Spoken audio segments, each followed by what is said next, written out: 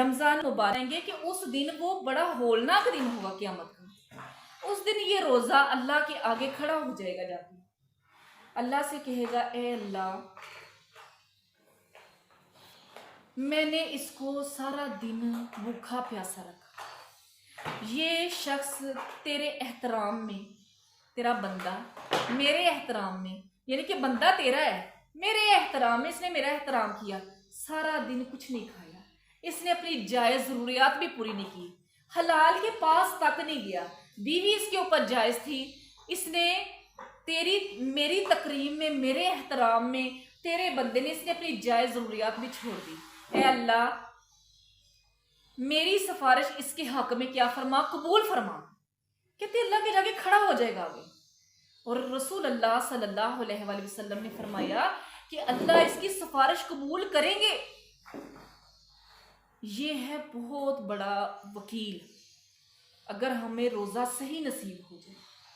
تقوی والا روزہ نصیب ہو جائے،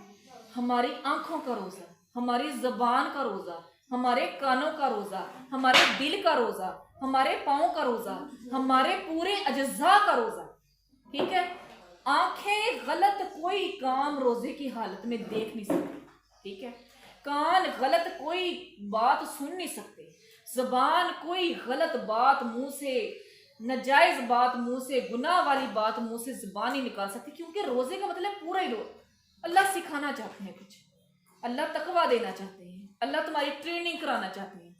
کیونکہ 11 مہینے انسان اپنے اوپر بہت ظلم کرتا ہے،